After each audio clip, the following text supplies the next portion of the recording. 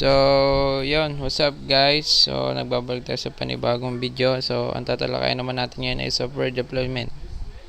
So, ano nga po pala yung software deployment? Ito yung ng paglalagay ng software sa isang PC. So, magda-download tayo ng Google Chrome sa PC. So, hindi ko magagawa pero may mga picture at step by step na paggagawa dito. So, ayun. Umpisa na natin. Disclaimer lang, di ako masyadong pro o maraming nalalaman. Sasabihin ko lang kung ano yung mga nalalaman ko dito. So, ayun. Umpisa na natin. Learning objectives. After reading these information sheets, student must be able to know how to install MSI installer using GPO. Now, know how to configure software deployment. So, yun nga. Install natin yung MSI installer using GPO. So, what is group policy? Contains settings that can be configured to control what's happening with user and computers. There are literally thousands of different settings that can be configured inside of each GPO. GPOs are used with containers, domains, sites, and OUS, but are not applied to group. Local versus domain. Every Windows computer has a local group policy to control what we done on it and what is restricted. But you don't want to go around to all the computers in your domain and configure all the settings manually. You want to join the rest of the world and administer group policy from Active Directory. So, yun na nga. Mag-install tayo ng Google Chrome or software sa isang PC. So, local scenario. Advantage. You can configure each computer separately using local policy. Disadvantage, but configuring 30 or more machines using local policy, it is too redundant and too time consuming. So, yun, ang pag-install ng isang software is medyo may katagalan talaga. Kailangan mo ng oras para dito at marami pa tong kailangan gawin at sundin step by step ganun bago magawa ito. So, pag nalaman mo naman yun, madadalian ka na. So, yun. Domain scenario. Advantage. Configuring all machines at once from the comfort of your desktop. Disadvantage. Down of a server may affect all the connected machines. Yun daw, maapektuhan lahat ng connected sa isang machine. Less time to configure all machines. Creating and linking GPOs.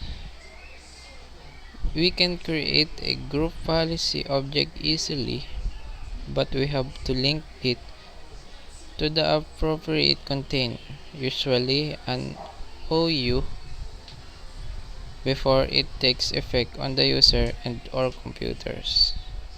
A single GPO can be linked to multiple containers so you can reuse it again. Group policy has two sides, users, computers. While you can configure getting settings for both sides in any one GPU, you generally don't. This is why we separate users and computer into separate OUS. Each side of group policy has policies and new preference. Generally, we create separate GPOs for user and computers. Before deploying software, checking the following. MSI installer is an accepted installer file. That .exe file is not accepted in software deployment. So, yun na, ito na yung step by step. Papakita ko sa inyo, then babasahin ko. Then, yun. Group policy settings order. Create a folder for software container. So, pupunta ka lang dito sa Windows. Then, pindutin mo yung My Computer. Then, pumunta ka naman sa Computer. Then, pag pindutin mo na yung computer, may makita ka doon parang mga makikita mo doon yung parang mga yung mga storage. Then, pipindot ka doon saan mo gusto ilagay. Then, pagkatapos ng pagpindot mo, mag-create ka ng new folder. Then, pangalanan mo to ng software deployment para meron kang palatandaan kung ano yung ginagawa mo at di ka malito kung ano yung name na hinahanap mo. Software deployment. So, right-click mo lang yung right-click, choose property. So, pagkatapos mo magawa ng folder, right-click mo lang din. Then, makikita mo din yung open a new window, share with, restore previous versions, include in library, send to, cut, copy, create shortcut, delete, rename, properties. So, ang kailangan natin dito is properties. Pipindutin mo lang yung properties. Then, click sharing tab, click share, click drop down arrow, choose everyone, click add, then click everyone, set permission setting to read and write. So, pagkapindot mo ng properties doon, may makikita kang share sa baba. Then, pag napindot mo naman yung share, pipindutin mo naman yung add. Then, pagkatapos mo doon pindutin yung add, malalabas dyan yung administrator, everyone. Then, pipindutin mo naman yung down arrow sa everyone. Then, gagawin mo tong read and write. Ayun to. Kita nyo sa picture, read and write. Then, pagkatapos mo pindutin yung read and write, click share to continue, then click done. Then, pagkatapos mo done, pipindutin mo lang din daw yun, done. Then, click close to save. Then, kiklik mo lang, yan, nakakalabasan yan, ganyan. Then, makita mo yung network path, ayun yung network path niya, yan. Yan. Then, pag napindot mo yung, pagtapos ka na sa sharing, sa paggagawa ng, sa may read and write, so, yan, close mo lang para mag-save. Then, pupunta ko ulit sa start button sa iyong PC, then, open server manager. Then, hahanapin mo lang dun yung sa gilid, yung administrative tools. Then, pagka right click mo dun, makikita mo yung mga yan, local security policy, performance monitor, server manager services, shared and storage management, storage explorer, system configuration, task scheduler, Windows firewall with advanced security, Windows memory diagnostic, Windows PowerShell modules, Windows Server Backup. Then, pipitin mo lang naman doon na yung Server Manager. Ayun lang yung mga makikita mo pag nire-click mo yung Administrative Tools. Then, pagkapindot mo sa Server Manager, then, click Features, plus sign, click Group Policy, click Domains, right-click Domain, css.com name, then, choose Create a GPO in this domain, click it here. So, kung makikita mo sa Server Manager, pindutin mo lang yung roles, then kung paano expand yung pindutin mo, makita mo yung roles, then sa baba na roles yung pictures. So, paano ma-expand yun, pindutin mo lang yung plus sign sa gilid. So, makita mo may mga plus sign, then yung parang minus sign, yung pag-ano yan, pag-aalis ng isang, para yung, hindi, yung babalik mo, yung para, di ba, i-expand mo, then, babalik mo ganun pictures, and i-expand mo sa group policy, then expand mo sa forest, yung domain, makita mo yung domain name mo, yung css.com, then expand mo yung forest, then domains lalabas doon, then lalabasan yung pinaka domain mo. Then pagkatapos doon, right-click mo naman yung iyong domain name. So, makikita mo dyan ay create a GPO in this domain, link it here. Yan ang mga makikita mo pag ni-right click mo yung domain name. Then, dyan nga pala tayo magagawa or ilalagay yung software na ating i-install dyan sa GPO na yan. Then, mayroon pa itong iseset at ipapakita natin sa mga pictures. So, yun. Pagkapindot mo na yan, create a GPO this domain. Then, number 8 is create a new GPO name. Then, pag lumabas yun, lalabas na yung pag-rename mo dun sa GPO. Then, ang pinangalan niya is software deployment. Then, ang source of starter GPO is none. Then, pag nilagay mo na yung name na yun, i-okay mo na lang. Then, pagkatapos naman nun is, pagkatapos mo magawa yung software deployment, yung pag dinename is, pinili mo na right click in the new created GPO, click edit. Then, pag nagawa mo na yung GPO, pag nakapag-create ka ng GPO at narinig mo na, i-right click mo naman to. Then, makikita mo dyan yung edit, enforce, link enabled, save report, delete, rename, refresh, help. Then, yun ang gagawin mo doon. Ang gagawin mo naman pag lumabas na is edit lang naman ang pipindutin mo. Yun lang yung mga makikita mo para mailagay mo na yung software. Then, pagka-edit mo, number 10, under user configuration, click policies, plus sign, click plus sign, click software settings. Then, pag ano yan, lalabas din yung ganyan mo sa user configuration, policies, software settings. Yan yung pag-expand lang yung plus sign. Then, software settings, makita mo dyan software installation. Then, yun, ganun. Pag napindot mo na yung software installation, right click software installation, choose new, click package. Then, pag lumabas na yung software installation, then, i-right click nyo na lang ulit. Then, new.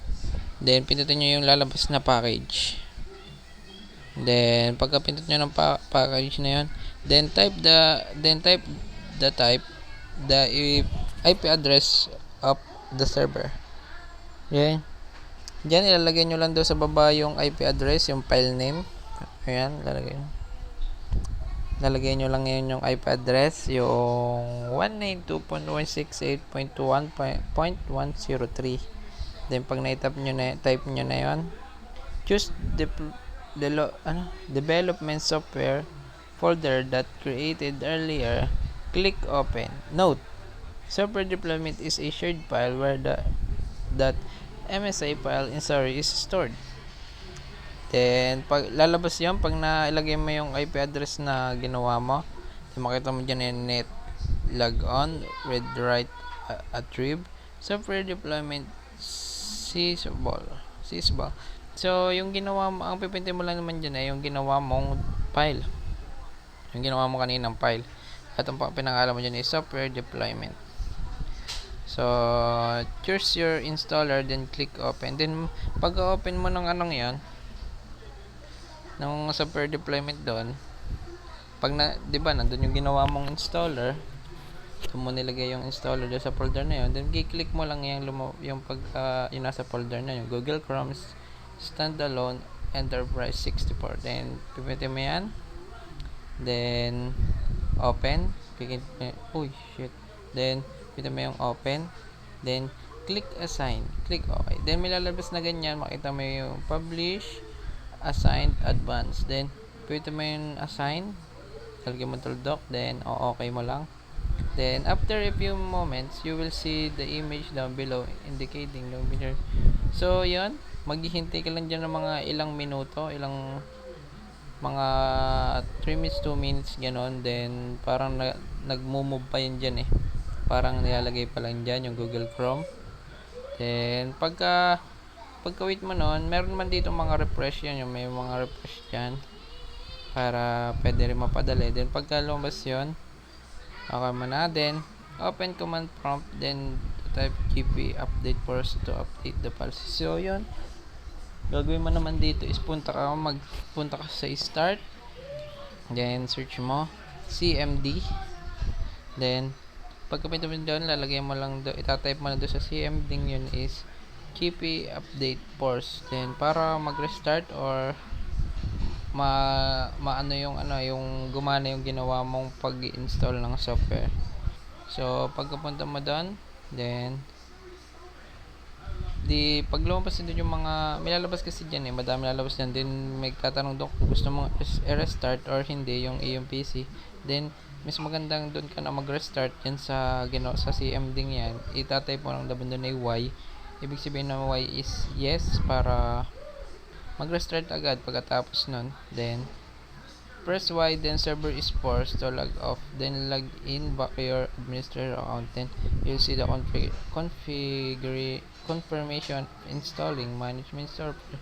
So pagkatapos mo dong maglalag on ka na ulit doon, then lalagay mo lang diyan yung domain name. Hindi lalabas na 'yon, ilalagay mo na lang doon is password na ginawa mo. Then mag-restart na 'yon, maglalag on ka na. Then lalagay mo na lang yung password mo para makapag-logon ka na. Then ito lalabas, dapat may lalabas na habang nabukas yung PC mo, may lalabas na ganito, installing manage software Google Chrome. Then pag lumabas yan, mag-confirm na gawa mo yung software deployment, yung pag-install ng isang software. So yung ating Google Chrome na ating ginawa is success yung pag-install, pag lumabas agad. Then pagkalabas niyan, di ba nag-restart na, papasok na yon. Then 19, click start button, then see the result. Then pag pindot mo na yung start button, makikita mo doon nakapin yung Google Chrome, at doon sa baba ng iyong PC ang Google Chrome na in-install mo. Then success yan pag ganyan, success na yung paggagawa mo pag ganyan, yung napalabas mo, para doon mo naman talaga makita yung na gumana. Then pag lumabas na yon, now log in your domain users into your Windows client account. Then open command prompt, type ipconfig force, type Y to confirm. Computer will start login back your domain user account. Then so ilalagin mo lang din yung domain your domain users sa Windows. Then ang pangalan niya dun is it's me Ismael, then yung password na ginawa niya, ganun lang gagawin niya. Yung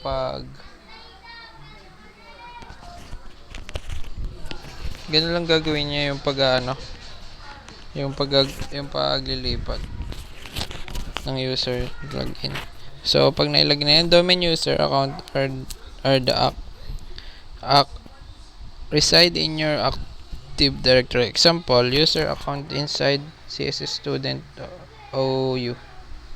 Then yung pangalan ng kanyang yung users niya, dalawang kanya diyan, Gary Balana at Ismael Balana. Ayun yung kanyang ginawang user.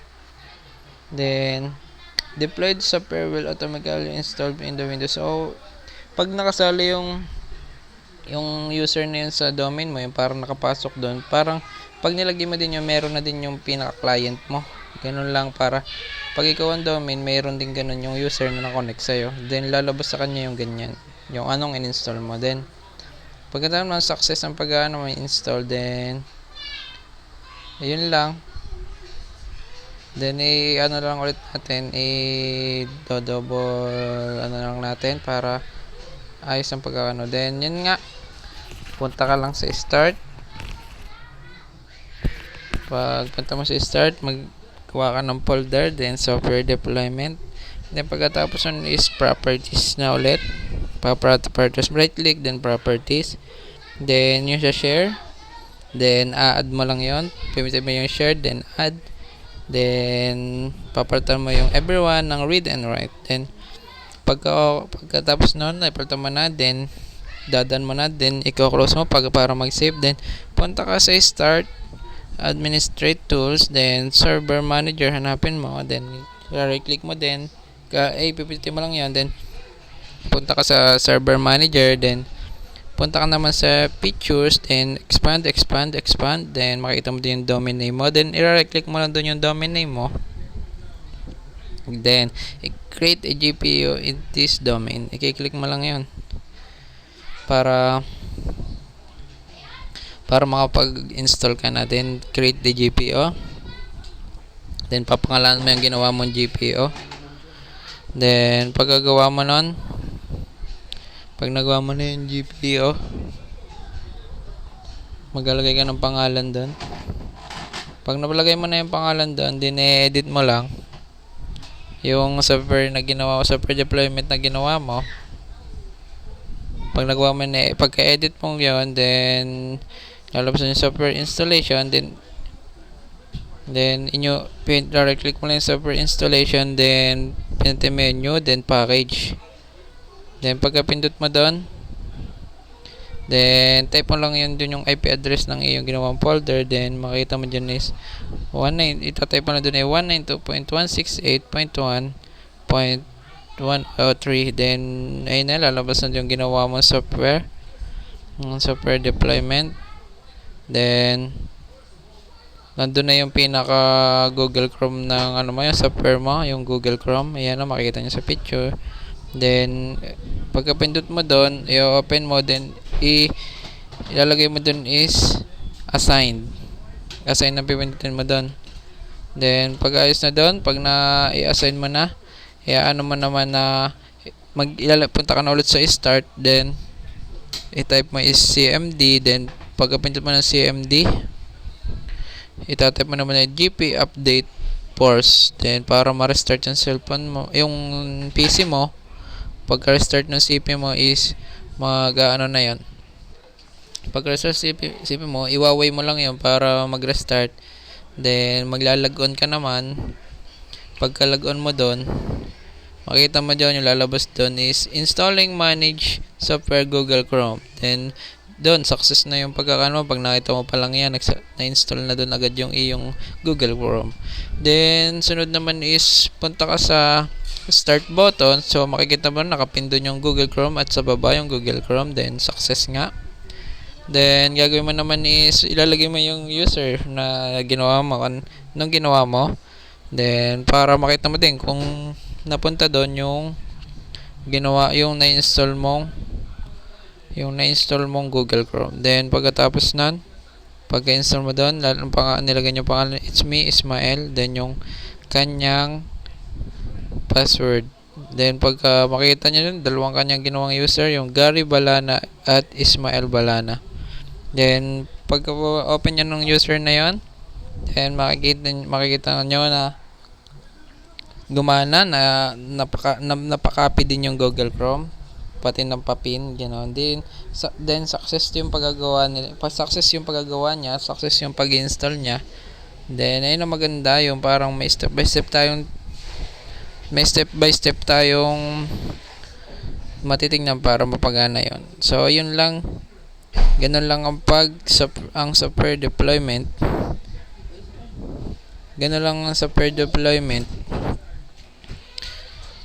So ayun, sana may natutunan kayo sa pag-install ng software sa server manager. So yun, salamat sa panonood, sana may natutunan kayo. At ayun lang, see you next video. Then thank you.